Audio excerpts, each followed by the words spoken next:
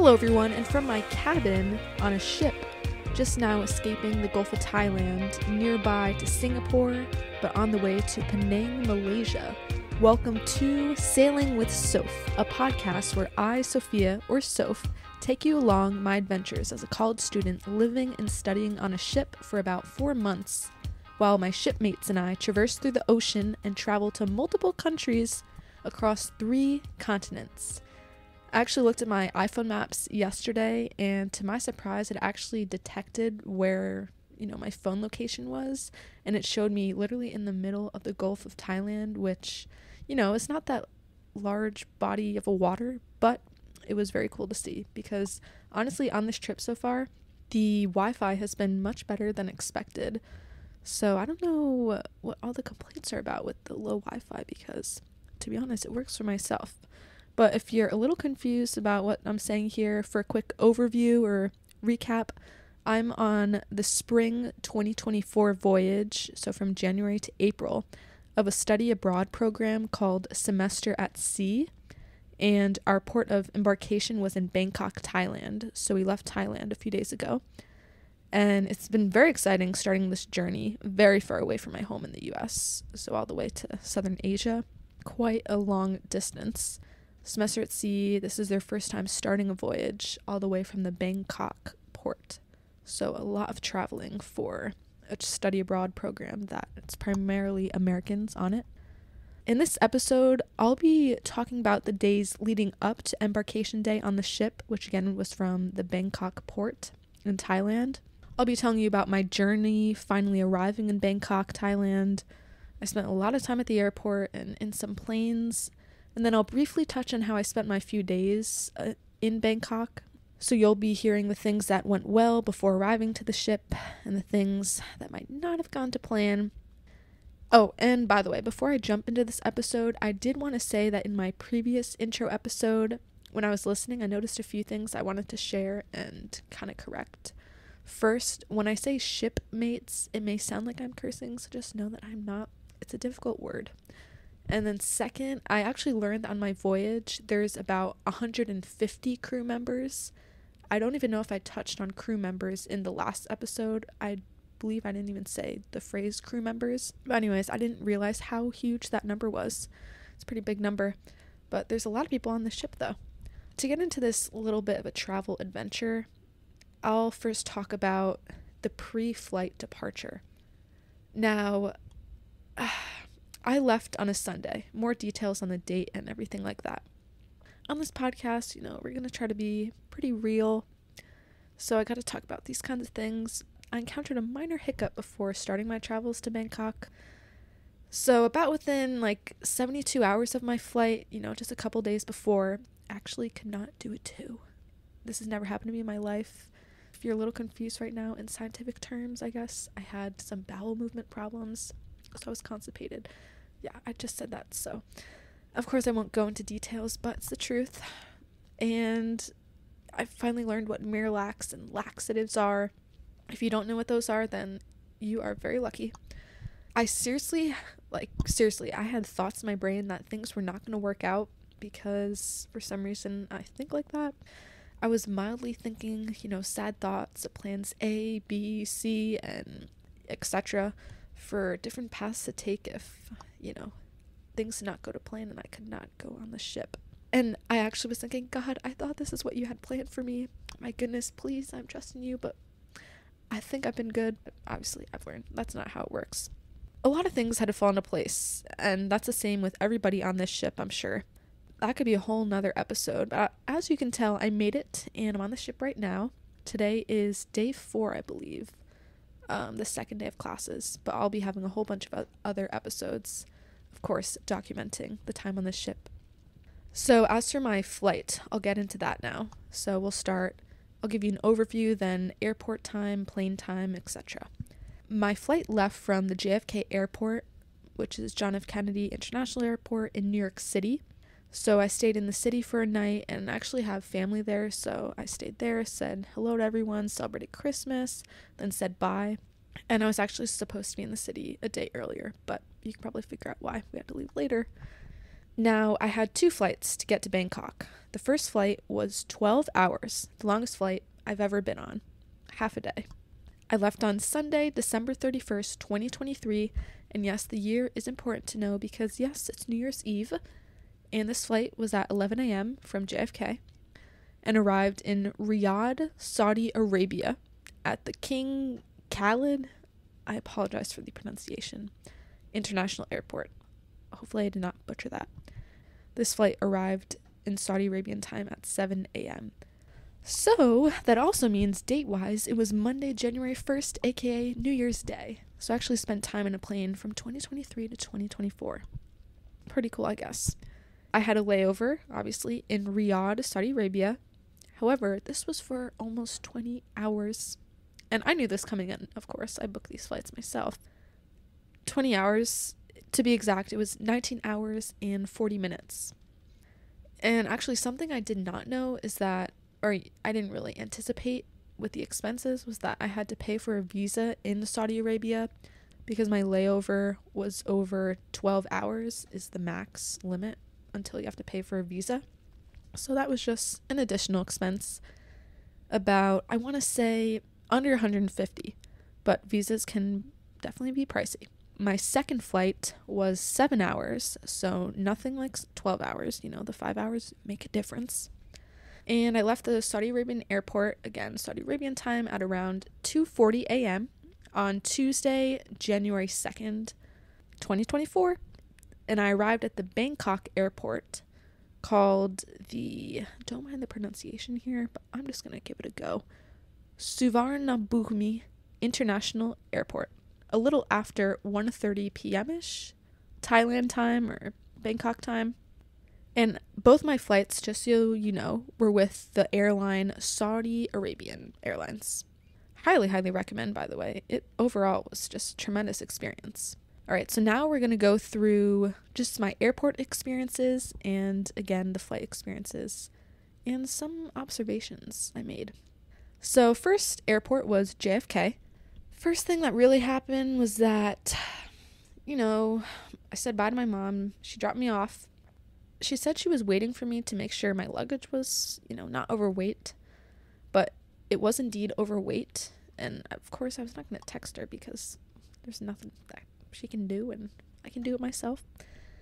I can't even use the word trouble because it wasn't that big of a deal with my luggage, the weight, but the nice gentleman worker was very nice. You know, he told me if you can get it at 23.5 kilos or 24 kilos, then he can put my luggages on the plane. And by the way, I have 2 luggages that are being checked in, 1 carry-on luggage and then 1 backpack. So I, you know, went to the side and was moving things, throwing things out. I brought a cereal box. I ripped the cereal box apart and just kept, you know, the cereal that was in the plastic. Oh, I had a bunch of contact lens boxes. I pretty much tore 2 or 3 of them apart and then just dispersed all the contact lenses in a luggage. And I weighed it a little. It was a little close, but I had a feeling, you know, if I showed up like 10 minutes later, he would probably let it go back in, even though the weight wasn't exactly right. And I was correct. Luckily, it went through.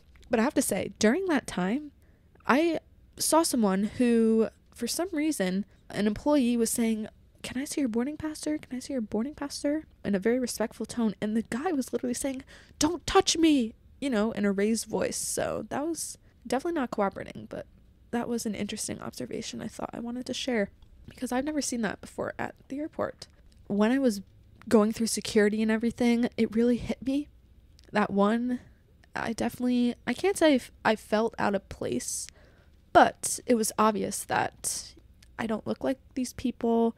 I maybe don't belong here, you know, those types of thoughts. I can't say it like that. It definitely felt like I was the only white girl and the only American and the only young white American girl, which I've learned what a prime suspect for many people. So, by the way, you always got to be careful. That's what I've learned. The other thing I noticed was that I was also the most colorful, meaning if you looked around, you could likely spot me from the distance because I was wearing a tie-dye hoodie, even though it was, you know, pastel colors. I had my pink neck pillow with me. I had my blue and orange soft basketball blanket with me. I had my pink backpack from North Face on my back, and I had my carry-on luggage, which was a pink and green palm tree carry-on suitcase. So hopefully you get the picture here. Most people I saw that they were in blacks, whites, grays, nothing, not so full of color. Oh, and I was also wearing my glasses, so I was definitely looking like a dweeb, like a 16-year-old, and probably super naive, but I wanted to share this because I thought it was kind of funny. Let's go on to flight number 1, the 12-hour flight. First, when I went onto this plane, it was some type of Boeing plane. I don't know the numbers, but apparently it is one of the biggest planes in the world. That's what I've heard. When I first walked in, I saw the sleek wooden floors, and I was like, wow. Oh my goodness. This plane was huge. They were also playing some type of instrumental music. I suppose Saudi Arabian music because it's Saudi Arabian Airlines. But it was quite peaceful. Kind of like the music I listen to if I'm studying, something like that. Maybe a little different. Anyways, there were 3 seating sections, left, middle, and right. I was on, I believe you're looking at a plane. I want to say I was on the right side. Of course, the window seat, because that's the seat I always try to get no matter what, even though you may not have the best leg room, when you're positioning to the side. But I could literally stare out all day in the window, so that's why I love it. And I mean, you're paying money on a flight, might as well see the incredible views. At the beginning of the flight, they handed out some hot wipes to wash your hands, which I hadn't experienced that before in a flight. And then the flight attendants came out dispersing these interesting pattern bags, kind of like drawstring bags. And at the time, I totally thought it was something special for Muslims because also, one, I couldn't figure out how to open the bag, but the guy who gave it to me, the flight attendant, it was almost like he was laughing at me, kind of. That's why I felt, is this not for me or what, dude? Why are you laughing? I later figured out back in my hotel in Bangkok that in this bag they had the earplugs, the eye mask, the toothbrush, the toothpaste. So I missed all of that, but that's okay. Now for the seating, each seat got a blanket and a pillow, and let me tell you, I was so spoiled on this flight. I actually had a whole row to myself, which was just incredible because that also meant I got 3 blankets, 3 pillows, and I could lie down. I had control of the 3 TVs that are in front of each seat. I really was so spoiled, and 12-hour flight, I could not complain because, I mean, I had all the room in the world, even though, this is not first class or anything, but definitely fine for me. Not to mention, we had 2, in my opinion, gourmet world-class meals, especially for a plain meal. The meals were, in my opinion, delicious. I had dinner and breakfast. So for dinner, I had rice, veggies. I thought it was some type of chicken, but honestly, there's a greater chance it was tofu or something, just because, it sounds like a vegetarian meal. But it tasted pretty darn good to me. Oh, we also had a roll of bread, some chickpea bean salad thing, and it came with a dessert, a rich chocolate creamy cake, something chocolatey, and I think it was a cake, but certainly was rich and creamy, so highly, highly recommend. It was absolutely delicious. And for other dinner options, I know they had chicken, and they also had salmon. Oh, actually, the chicken one, I don't know the official name of it. It might have been some Indian chicken, but I couldn't take any risks at this time, honestly, with my stomach and the, bowel movement problems. Also, I did not want to deal with anything spicy. I had to play it safe on my meals is the memo. For breakfast, I got eggs. I don't remember what the other options were, but eggs, always a safe bet. They had a lot of flavor. I got a croissant, some type of bread roll, and a bowl of fruit. Oh, there was also a yogurt thing, which I will say was the one thing I could not finish. I had a taste of it. I wasn't the biggest fan.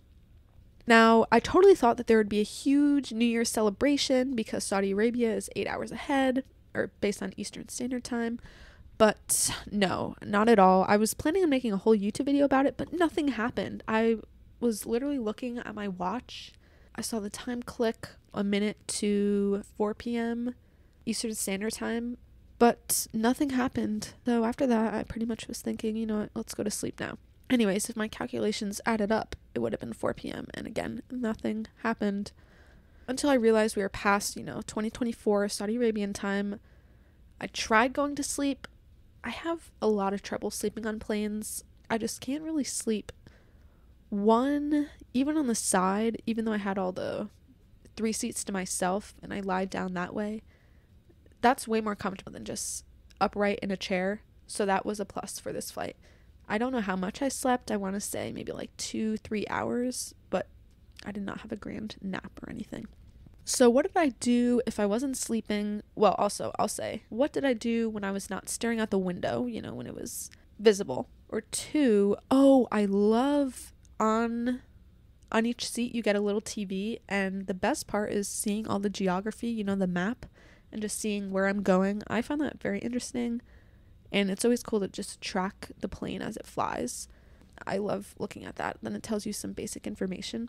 But I also watched 2 movies. The first one was some cool dog movie with a boy who was socially awkward, getting a dog, and then meeting a girl on some dating app. It was a funny movie. The other movie I watched, I can't remember, but I think it was probably a Liam Neeson movie because his movies are always great. Oh yeah, fun fact, by the way, he was actually my neighbor for a little bit. I also tried to vlog a bit of my journey coming to Thailand and on this whole trip. I only realized it after I was in Thailand looking, through the video footage. And it turns out I was recording in slow motion the whole time, so I don't have, all my footage is pretty much deleted. Now we'll get into the layover flight. Once I arrived in Thailand, the 12 hours, I have to say, went by pretty quickly. But now the big test would be the almost 20 hours in the Riyadh, Saudi Arabia airport as my layover. So what did I do during those 20 hours, you ask? First, let me begin. I had plans. I read on the website and, researched a little that they have sleeping pods. So I was totally excited to sleep in a little sleeping pod because they're tiny. They're kind of unique. Also wanted to record a video about this. But the sleeping pods I found are only in a terminal for domestic flights, apparently, which in my brain doesn't really make sense because are you really going to sleep in a sleeping pod for a domestic flight? I think it's more important for international flights. That's just my opinion, though. And second, so I asked someone for help who worked at the place. Then she said, yeah, it's in a different terminal. You can't go there. Then I asked, so is there any other place I could sleep? Please, I'm here for 20 hours. So she said, you can check some sleeping pod place. Or she said, oh yeah, there's sleeping pods. So, that got my hopes up a little. And I walked to the place. Turns out I can't even sleep in the frickin' sleeping pod until 4 hours before my flight. And does that add up? 4 hours? That's ridiculous. I'm not going to pay.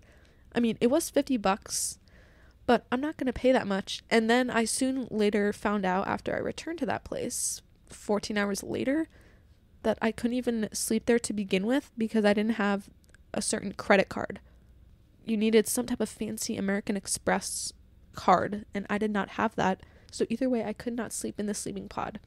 You could also pay for some type of fancy seating or, lounge spot. One was $150, but I didn't think it was worth it because there wasn't anywhere clear to sleep and the couches were kind of small. So I figured, let's just raw dog it on the floor, do all of that, and I can survive. There's people that have it way worse than me. I was thinking about the people in the military, how they sleep. So this is nothing compared to people, and it would be a cool test. So what did I do during the remaining time, you ask? I did some not so flashy things like podcasting, preparation for doing this, semester at sea prep. I also bought a few souvenirs because, who knows if and when I'll ever be in Saudi Arabia again, but really these souvenirs were for other people. Oh, I also watched a movie. What movie? It was some type of war movie, which was super interesting. I just can't remember the name of it right now. That's usually the case with movies. I honestly have trouble remembering the names. What else did I do again? I also walked back and forth a little. Of course, some walking. Keep in mind, you can't get any physical activity, so walking, I'll use my feet opposed to taking the escalator, things like that. Those flat escalators, they're very popular, but nope, we gotta use our feet if we're having a 20-hour layover. Then besides, I tried to close my eyes for a little bit, but really I knew I would not be able to sleep so much. Of course, I had to combobulate. So at this time I have my carry-on luggage and my backpack. Luckily, I'll say, the 2 checked bags I checked in, I didn't have to retrieve them in Saudi Arabia. That was a lifesaver. They went straight to Bangkok, Thailand, so I didn't have to worry about, always keeping my eye on them, because you can't trust everyone. I always tied up when I was sleeping on the ground at the airport. I always tied my backpack close to me and had like my feet up on my carry-on, so absolutely not risking anyone taking my stuff. Also, food-wise, I was kind of limited. I'm not trying to buy a whole big bum meal. And I also had some food from the flight before, as I said, but again, 20 hours. Like, I've never fasted for like 24 hours, anything like that. Actually, my grandma gave me a pack of saltine crackers for my stomach previously, so I munched on those, and I also had some cereal. I will say, so some observations from the Saudi Arabia airport, I just jotted these down, so I'll read them. When I was at the airport, over their PA loud system speaker, they said this verbatim, because I was in the bathroom and I had to write it down on my notes app. I wanted to say it on here. It said, "An incident has been reported in the building. Please remain where you are while it is being investigated." Now, I didn't tell my parents this, but this happened 2 times, and I never found out if there was an incident. Clearly, everything was fine. When I heard that, I was like, what the heck is going on here? Oh, goodness. Also, I did buy food at some type of restaurant. It wasn't even a restaurant. I think it was just a sandwich I got. Oh, it was a wrap with chicken and spinach, something like that. And this is where I was watching my movie, doing some work. And it was also a comfy seat compared to, the not so comfy seats waiting for your flight at the gate. But I saw a couple, Saudi Arabian, I believe, and they were actually taking a photo shoot. But the interesting part was the husband one was on the phone, and they were holding hands, fine. But, like, there were 2 different tables. They were at one table, then they propped up the phone at the other table, like, not even talking to each other. Then all I hear is the click, click, click, click, click. I'm like, I raised my head up, and I'm thinking, where's that clicking coming from? Please tell me no one's taking a photo of me. And I try not to stare, but I glance up and down, trying to figure out what's going on, and I see the phone clicking and the wife doing whatever she's doing, and then I see her pick up the phone and looking at it, then placing it back, and I'm thinking, oh, okay. I've never, seen that before, but maybe they're posting it on TikTok or something, because I've seen so many older people have that app, which I can't say is bad, but it's funny. Another experience, so there were 2 different terminals that were connected to each other, the only 2 I could go to. There were 2 escalator, like straight escalator paths. You can go to them, or you just walk in between the 2 escalators. So I walked back from, let's say it's Terminal 3, and I go to Terminal 4. There's a big window, and I sit down right near the beginning of the entrance of Terminal 4, and as I sit down, I'm only there for about 20-ish seconds, settling down, about to do whatever I'm doing, and a worker comes up to me and has a coffee in his hand and gives me a coffee. He definitely didn't speak much English, because I said, oh, no thanks, of course, with a smile. Somehow, this guy still gives it to me. I don't think he even gave it to me by hand. I was sitting next to a little table in between some chairs, then he just left it on the table, even while I'm saying, oh, no thanks. But, of course, I did not drink it, but I didn't even know what to think of that. Okay, my final observation, while it was approaching closer to my boarding time, 11 p.m.-ish, I'll say, I saw 2 boys playing imaginary baseball. They seemed to be having the time of their lives, and it was fun to watch because, keep in mind, they have no ball, nothing to hit with. It's literally just using their imagination. They're laughing, playing with each other, almost like it was a legit real game. Some people may say they're looking like fools, and then they run a little. They're almost screaming like, the crowd goes wild. Anyways, I just thought that was funny, because you really got to make your time at the airport interesting if you have a long layover. So once I survived that 20-hour-ish layover, it was time for flight number 2. Again, keep in mind, I was so spoiled on this first flight. I had the whole row to myself, had the 2 meals. I mean, nothing really went wrong at all.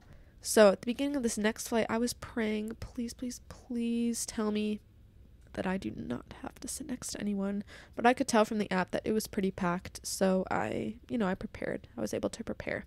Oh, I will say, before boarding the flight, I was standing there for like 10 minutes because somehow my ticket like kept saying error, error, or something. It was turning red instead of green, which is, green is what you want.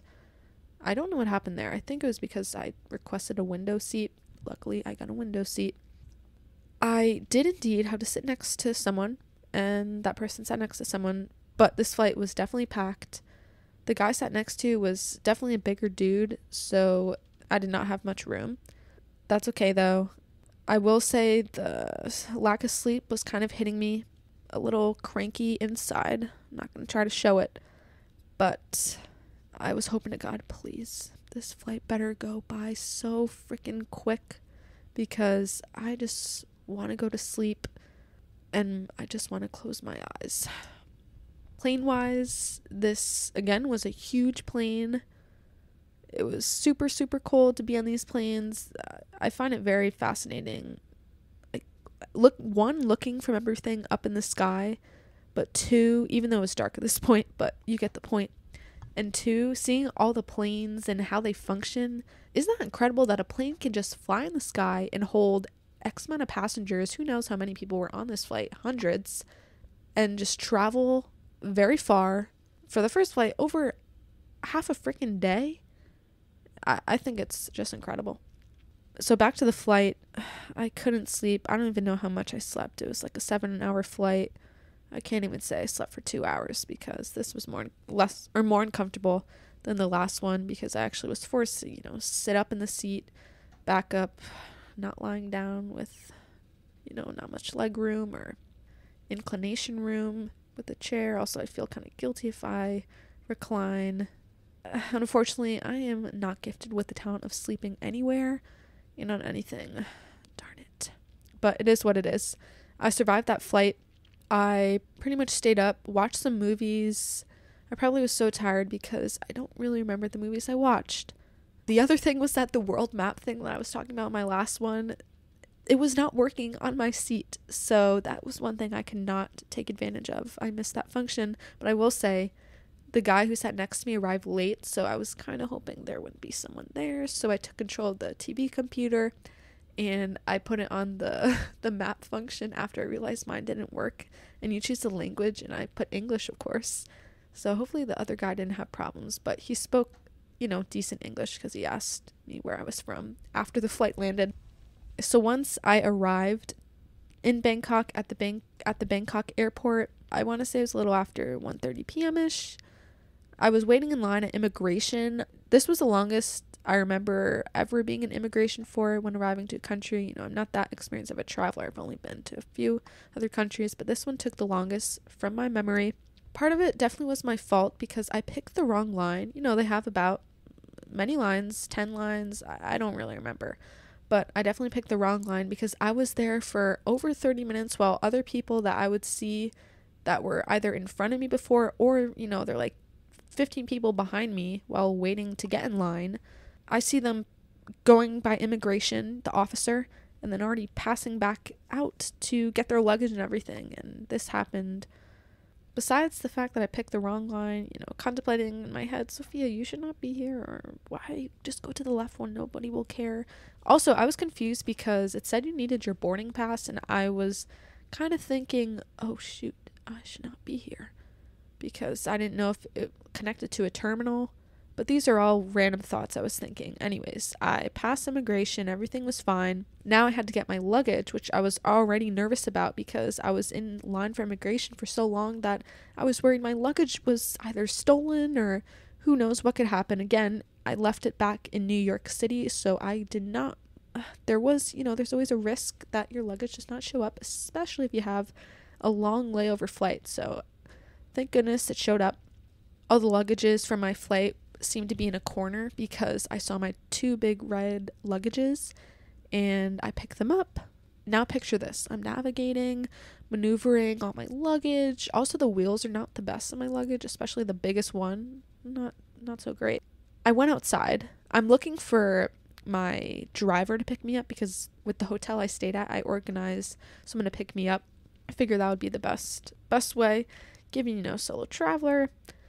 I go outside with my 3 luggages and backpack in the same airport fit keep in mind, I've been wearing this for, a decent amount of time now.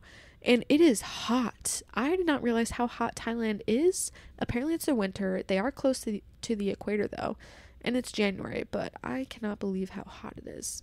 Immediately I go right back in because I don't find my driver. Somehow I asked someone if he knows where the hotel rep is. So I wait and I see the guy. He spoke great English and we waited outside this time a little bit. Once my driver picked me up, he actually didn't know much English, but it was great AC in that car and there were 2 bottles of fresh water. On the drive, it was really cool being in a car where the driver drives on the right, because in America, or the US, always on the left side. So that was my first experience with that. Also funny to see the different billboards I passed. I jotted down that there was LeBron James and Louis Vuitton on a billboard. And it's funny to see LeBron's impact all the way from the US all over to Thailand. Another billboard that I saw was a Muay Thai billboard. Hopefully I said that right. I'm so glad I took a picture of this billboard and then I asked the driver, again with his limited English, about Muay Thai in Thailand, because it is a popular sport there, very popular, and the driver was actually very helpful. There were some times where he definitely didn't know what I was saying and he would just laugh and smile, but I tried to reword things. He helped me out like with the directions from the hotel I was staying at to the Muay Thai stadium. Oh, I will touch on the language barrier again. So I've been to Spanish countries where, it's primarily Spanish. And I've taken Spanish in high school, far from fluent, but I can navigate my way for sure and try to communicate. But this is my first time Thailand, where I don't know the language one bit. It sounds like jibber jabber everything to me. So definitely communicating and understanding people, it was a little difficult, especially if they don't know English. And obviously I wish I was fluent in every language in the world, but that is just not realistic for me. Once I arrived at my hotel, I was greeted by a few employees saying things I did not know. They also bowed too, very respectful. They helped me with my luggage. And so honestly, great first impressions with this hotel. I checked in, went to my hotel room, and oh my god, it was on the 25th floor. I walked in and the view was just incredible. I literally never closed my blinds my whole entire stay there. I mean, how could you? It was just amazing. That's the gist of my travel story. Hopefully it wasn't all over the place. Now I want to dive into a little bit of my time in Bangkok. I didn't spend a super long time there. First, I'll start off with the food because, food's an important part of each different country, its culture, etc. So I wanted to try a little bit. Obviously, I didn't try as much as I would have. I would love to spend much more time in Bangkok and much more time in the Thailand country alone. And of course, learn more about their food and then definitely more about their culture, because there was so much I wanted to do, but I just had to focus on preparing for semester at sea because I wanted to be very organized coming on the ship. There was only a little bit I could do, but a big part of my experience, I will say, was the hotel I stayed at, which I'll get into a little later. But again, to touch on the food, I tried like 2 main dishes, I'll say. One, of course, was pad thai, which I looked it up because I don't know how to describe it besides what the internet says, and they say stir-fry rice noodle dish. So I'll just go with that. You can always look up images, but I generally like any food, I'll say. Like, I could be a plain eater, but I'll try anything. So highly recommend pad thai. I would of course have it again. My first time in Thailand, I hadn't eaten that much, so when I went to this hotel, I never left the hotel room the whole day. Again, I was also exhausted, but for time transfer reasons, I wasn't going to go to sleep right away. I sucked it up. It wasn't even that big of a deal, probably because the sunlight was keeping me awake, and I didn't go to sleep until 9 p.m. or something. That also meant, because I hadn't eaten, I was going to have a whole big bum meal, 2 different meals, 2 different platters. Of course I'm going to do that. One of the foods, I have it right here in front of me, not the food, just the name of it. It's called Kayo Pad Gung with prawns. I've never heard of any of those words before. Basically, it's fried rice with a shrimp-like seafood, and it was delicious. I like anything rice, honestly, and most seafood I feel like I like. 10 out of 10 for me. Then the second platter I had was salmon steak, another food. I've never heard of that combo or that specialty before, and it came with veggies and whipped mashed potatoes. And I would give it a 10 out of 10. Whew, I had a lot of food that day, and definitely worth it. For dessert in quotes, I ordered some tropical fruit because I love my fruit, and the hotel came, like, in your room, gave you a little fruit info map about the fruit that's popular in Thailand. I wanted to see what their fruit was like. I believe it's guava. It's like an apple. To me, it kind of tasted and the texture was like an apple. I also had watermelon, melon, then I also had pineapple, cantaloupe, and papaya. The fruit was just amazing. I love my fruit, as I said. Now, again, this was my first day. I had that, my first big meal in a long time. Also, given my bowel problems, that really was the first meal where I ate a lot. Again, I tried to make sure I did not go to sleep. The rest of the day, I was working on stuff, calling people from home. And, oh my gosh, I was really living like a king or a queen because I was sitting, they have a white robe. I got my white slippers on. Oh, I took a great shower because I hadn't showered in, a little bit. A nice hot shower. Oh, it was just incredible. So for the other food days, I will say for breakfast, every single day, I think I got it at the hotel. Again, as I said, the hotel was my main experience, but unfortunately I couldn't explore Thailand, Bangkok as much as I would have liked. But for breakfast, I got pretty much every single day scrambled eggs, freshly squeezed OJ, some sausage, which I'd never had before until Thailand, some grilled tomatoes, hash browns, a bunch of assorted pastries, like different breads, muffins, different jams, jelly spreads, like honey, strawberry flavor, a bunch of delicious mixed fruit. I also got hot chocolate, sometimes with milk. This experience was incredible, and again, I was being spoiled, let me tell you. Now, as for the hotel, 1,000 out of 1,000 stars. It's called the Landmark Bangkok. It really made up a big chunk of my experience. It was a grand hotel, very luxurious, I will say. The people are just very, very friendly as well. They have a bunch of different food options. Some of them were under construction, but they had like a little bakery, pastry place. The room service really made it for me. And it was cool because for room service, they literally wheel out everything in a cart. It was just a fun experience if you've never experienced it before. So I really enjoyed it. Now, we talked about the food. My big experience or event in Bangkok was watching professional Muay Thai or Muay Thai, which actually translates to Thai boxing. And this is the national sport of Thailand. And I'm going to read this from the internet just so you get a sense of what Muay Thai exactly is. But it says, it's a combat sport that uses stand-up striking, sweeps, and various clinching techniques. That actually rhymes. That's kind of funny. It's kind of like a mix of kickboxing, boxing.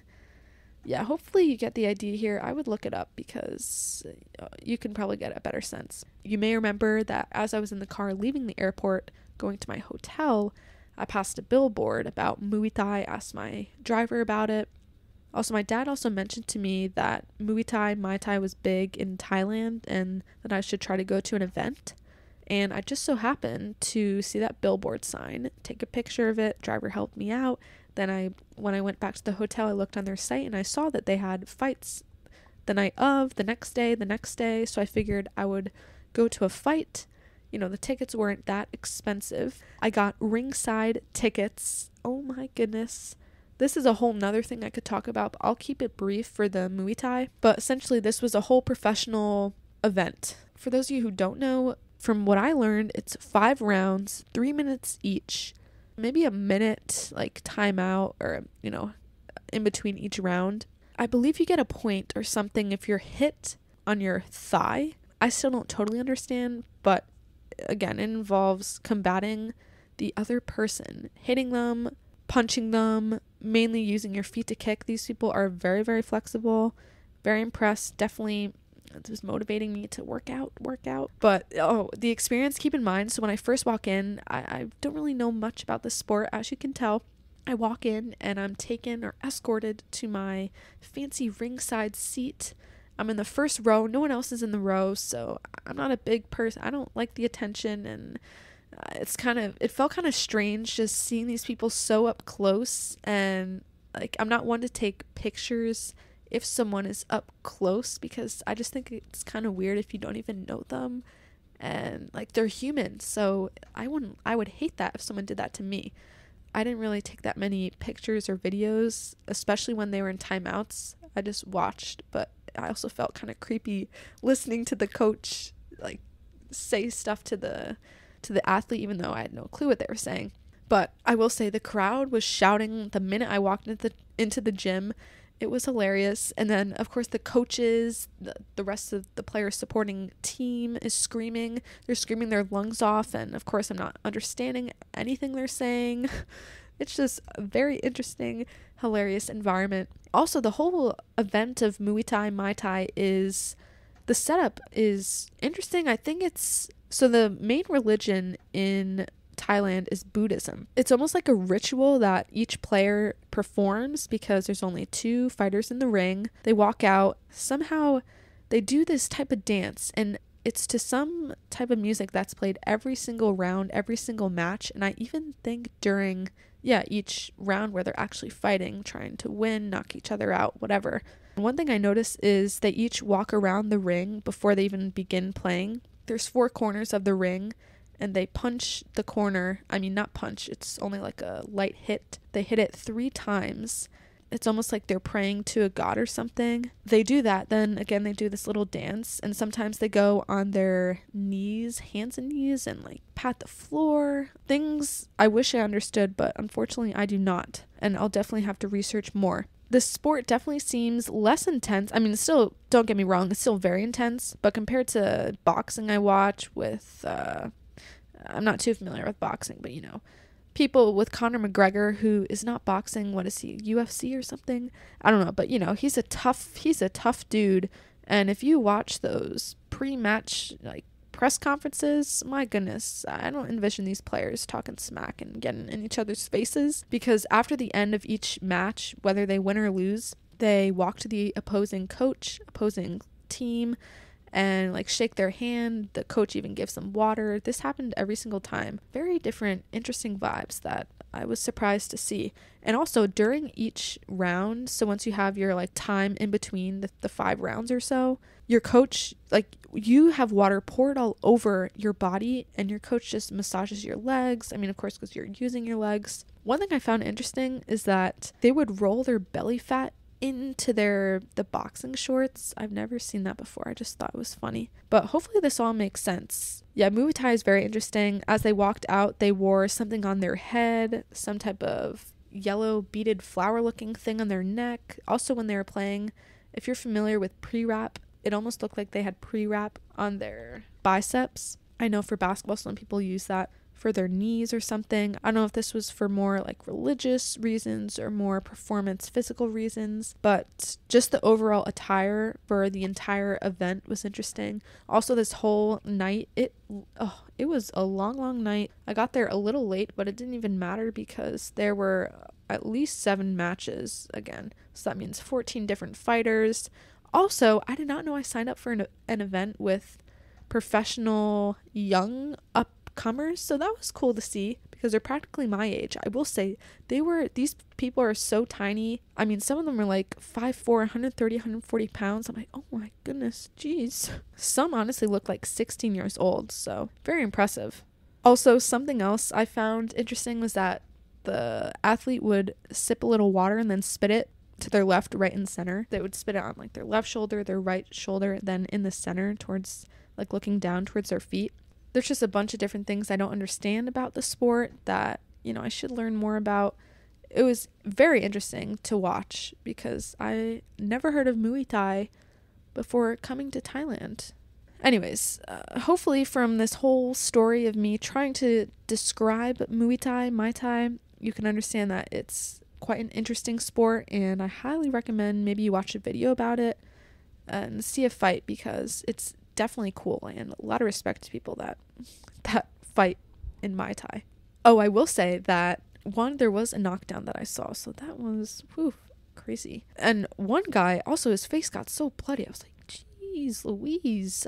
I think I'm done with everything about Muay Thai, but on my Grab, which is an Uber, the Uber equivalent in Thailand is called Grab, going to the event, I actually happened to have a lady driver who she happened to be on the Thailand national team for Muay Thai. I just thought that was crazy. And she teaches people Muay Thai. And she was also telling me just in general about Thailand that people, because Buddhism, again, like I said, is their main religion, some people fly in from Singapore and Malaysia because Buddhism is also practiced there, and they literally come to Thailand to pray for a day because that is how popular Buddhism is, how faithful they are, etc. So I found that very interesting and crazy. Those people must have some money, I would think.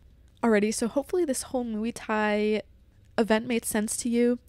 Essentially, to summarize it, I booked ringside tickets to watch a sporting event in Bangkok, Thailand, at actually Bangkok's first official Muay Thai stadium, according to the Billboard, professional stadium. And it was a very, very cool event, watching these young up-and-coming players trying to, I assume, be the best as they can in their sport, perform, compete, challenge themselves, and overall play for their god, Buddha, I suppose. But it was very, very interesting. All right, now I'm going to transition to the closing segment of my podcast. We're going to do 3 things I'm grateful for. First, today I had a great dinner because I sat with, so this is on the ship now.